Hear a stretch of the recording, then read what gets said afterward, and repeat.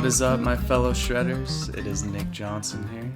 I just wanted to stop in and give you a deep dive on my album Die Trying that was released on May 20th via Candy Rat Records. And basically I thought about doing this because I grew up in the era of physical copy music, so CDs and cassettes, not so much vinyl. I'm not that old. But basically I always liked looking at the album art, going through the thank yous and the lyrics and listening to it as a whole and trying to understand the whole concept as a deeper meaning and figuring out why artists do what they do. And so basically I'm going to break down the whole album via the title, album art, the whole concept, why I did everything the way I did them. So let's get into it. Tune it down to B because we're about to get deep. Let's go.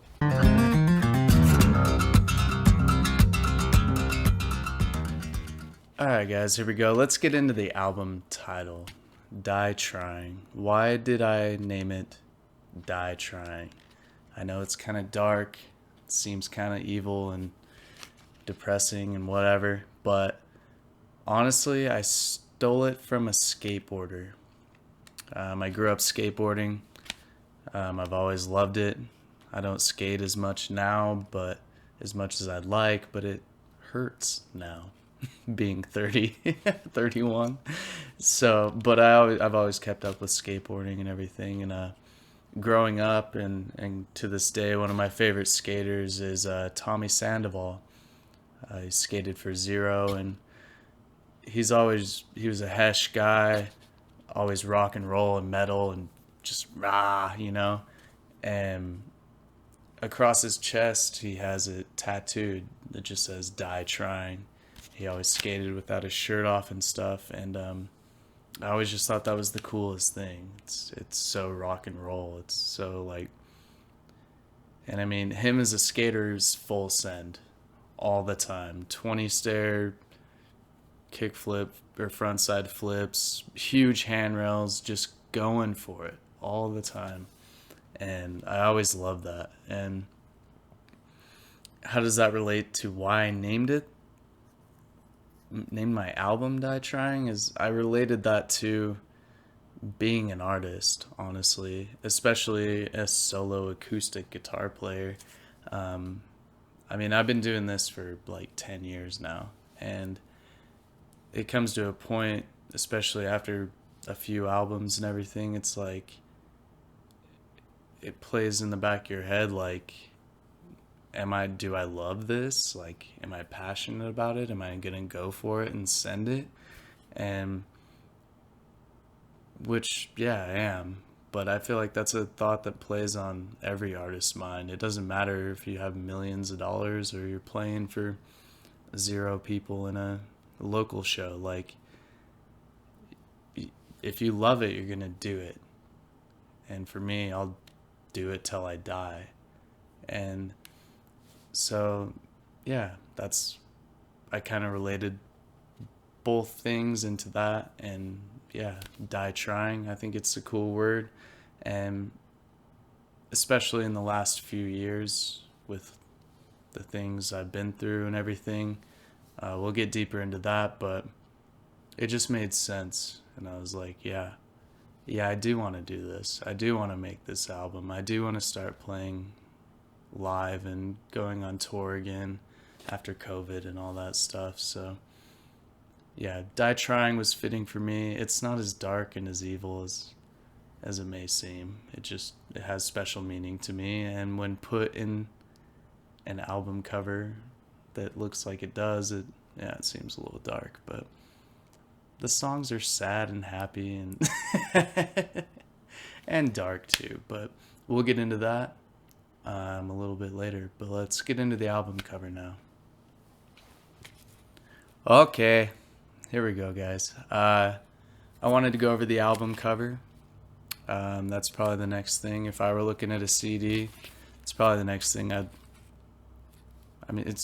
it might be the first thing. But the song title, usually you hear the title and then you're like, oh, what's that?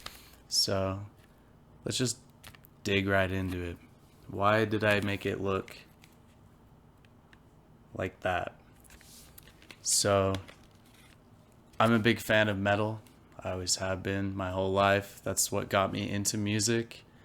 Led Zeppelin, Black Sabbath, Metallica, all the way up to Black Dahlia Murder, digging into the Mayhem stories. And to this day, I Fit for an Autopsy and all those bands, like super technical stuff, and learning those riffs from metal, um, and all the technical guitar playing ultimately led me to looking for something more, which led me to fingerstyle guitar, because I saw it and I was like, what the I was like, that's crazy. And so then I dug into learning it around the age 21. And so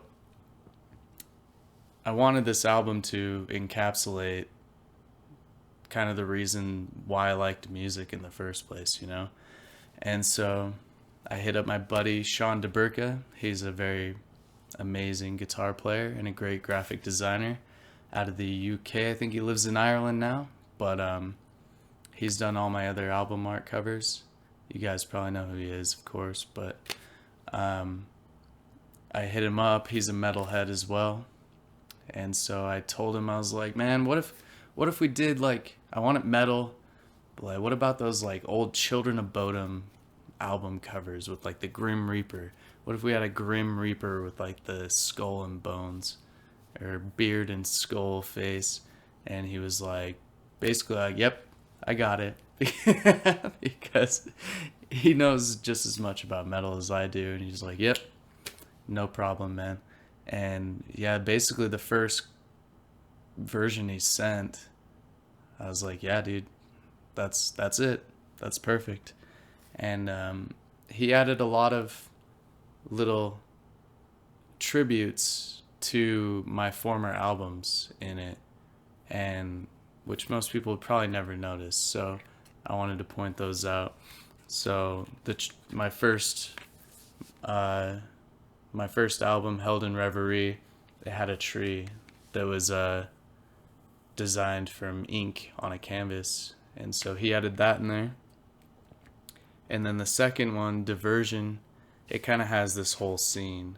The whole scene itself is kind of that same, like, it's the setting from Diversion. And then the skull and the beard from Vice of Choice is now the Grim Reaper. And then we're looking at Die Trying. And so all that kind of makes sense. Just, it's really cool little things that he did and he was stoked on, and I was like, yeah, dude, that's awesome. That's perfect. And then, I mean, the moon and the whole setting, it's just, he's a phenomenal graphic designer, and when he sent it to me, I was hyped. I'm like, perfect, man. And then when Candy Rat wanted to sign for the record, I was like, oh no, because this is so different. It looks dark and evil, and that's not a fingerstyle guitar album, but I also didn't really care. I was like, this is what it is, man. Like, that's what it's gonna be. And Rob Poland, being the guy he is, he was like, it looks great, man. That's awesome. He was stoked. So yeah, I couldn't be happier with it. Basically because I didn't ask anybody for what they thought. I said, that's what I want. And then Sean made it happen. And I'll open this one up. So we got the back. It's just tombstone with all the song titles. On the inside, it's just pretty basic, but we went with the old school black metal, black and white on the CD. The one thing I did want to change was my name on here. I just told him, I was like, dude, send it all the way. Let's go full black metal. And I don't know if you've ever seen a black metal band logo, but you can't read them. And so he gave me two options, and we had this one that's on there, and then another one that was total black metal, and you couldn't read it. And I was like, let's go with this one so we can actually read it, and I can use it as a logo. And it's the one in the videos now. And yeah, he did a great job, and I can't thank him enough. And thank you, Rob, for passing it off. But yeah, it means a lot to me. We got the Steven Strom guitar on here as well. Tip of the hat to him, my black guitar. So I think that's about it for the whole meaning of the album cover. But let's get into the actual concept, why I wrote it the way I did. Alright guys, here we go. We're going to get into the overall conception of the album. And here's where we are getting deep. Why did I write the album the way I did? And why did I make it dark on the album cover and the title and all the titles of the songs? I'm not doing this for like clout or anything, trying to get attention. This is just what happened, alright? And I'm not going to go into too much detail, but the past few years have been messed up, as with everyone. So, I started writing for this album in 2019. I started touring full-time at the end of 2019, which was a huge accomplishment. I'd worked my whole life to get to that, not my whole life, but whole fingerstyle life to get to that point, and it was finally happening. And then COVID hit, and it ruined everything for every artist, and tons of people around the world had it way worse than me. So I understand. Like, it's not that bad, but it did suck. And then early 2020, during COVID, there was some fallout between a relationship I had that involved my daughter, and I wasn't able to see her I didn't have contact or visual contact with my daughter for almost a year. And not saying it's anyone's fault, probably my fault just as much, but had to go through court all through 2020, tens of thousands of dollars. But I did start a new relationship in 2020, and it was going all great. And then early 2021, I finally got my daughter back.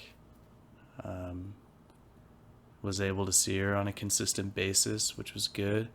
Then right at that time, we were starting to hang out again. The relationship I was in abruptly stopped. And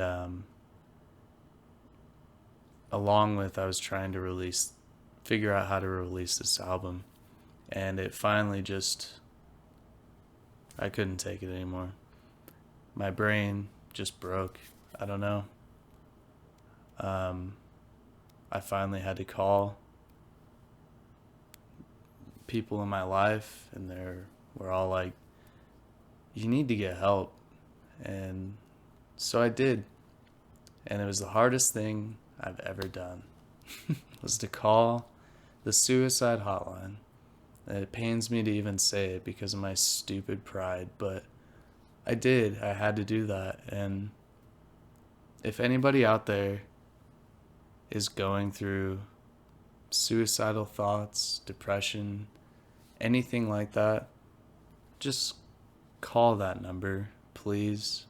I've had so many friends that have passed, and I got so scared of doing that I finally called. And yeah, and I'm still not proud of it or anything, but it helped. I'm glad I did. And I called that number, and I wish I knew her name, because she just talked me down almost immediately and told me what I could do and where to go and how to work towards fixing my own brain. And yeah, it was the best thing that happened to me. Started therapy and all that stuff, and this album was supposed to be out in 2021. That was my plan, but I just couldn't do it. And I mean, during those times, there were good times. Like, I won the Utah State Instrument Championship or Fingerstyle Championship, went to Kansas, but I still was just not even close. I was still out there. And, but yeah, so basically, I spent a lot of months trying to figure it out, and making this album or recording it was a big thing that helped. I went to Montreal and recorded it with Antoine Dufour again, like my last album, and he's the homie. Everyone knows he's the best. And I was scared shitless, like, because I didn't even want to look at a guitar. I was so under practiced. I was like, I know I have these songs and I think I can play them, but here we go, just send it. And went up there, played them. That's what's on the album. And yeah, and then it all started turning around, and in 2022 everything is as good as it has been. Me and my daughter, our relationship has never been better. I have a new relationship that's great, and way better than the last one. And but when I was piecing together like song titles and stuff, the songs that were on there, they were written during those times, and usually in those dark times. And so I did want to name them dark. I just wanted to be honest about it. Honest about the mental health, honest about how I felt and everything. Not for any other reason than to just be honest about it. And so yeah, when there's songs like Cocaine Sustain, that has nothing to do with cocaine. It has everything to do with it ain't gonna last. First Night Alone, that's being in a house alone with no furniture around. Like, Something Else Matters, To Kill a Unicorn, that just means to destroy something beautiful. Always have, always will. It's just another way to say I love you. Like, it's all very deep and dark. The past few years have been dark. And so I just wanted to portray it as such. That's what it is. Everything's good now, and I'm starting to get back out and heal, and there are people around me that love me very much, and so everything's really good right now. But with that being said, that is kind of the whole concept of the album. It's just dark times I went through, and that I don't talk about or put online really at all. But I just wanted to, because I know we all go through that. Everyone goes through it at some point, and yeah, I'm not ashamed of it. Maybe a little, but I'm not going to be ashamed of it here. If you guys are going through a hard time, please, we've lost too many babies, too many young people like me, and so many other people. Like, it doesn't need to happen anymore. It's okay to get help. It might be the hardest thing you'll ever do, but do it, please. There are people that love you out there. So before I get too deep, jeez, thank you guys for listening. If you haven't, check out the new album, Die Trying. I hope you can connect with knowing a little more about it. Maybe you guys can relate. Check out the videos on Candy Right Records. If you like this kind of stuff, if you like deep dives, I've thought about doing deep dives on all of my, whatever song you want to hear of mine. Anything on the new album from previous albums, I can dissect them and tell you why I did it that way. Maybe not so much playing it like a tutorial, but like getting a inner mindset of it all.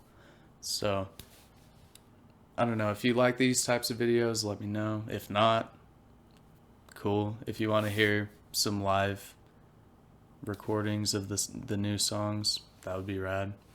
So, anyways, guys, thank you. Let's see what else. Yeah, new album. There's hard copies, wherever it went. Hard copies are on my website at nickjohnsonacoustic.com/music. And then I have t-shirts, merch, nickjohnsonacoustic.com/merch.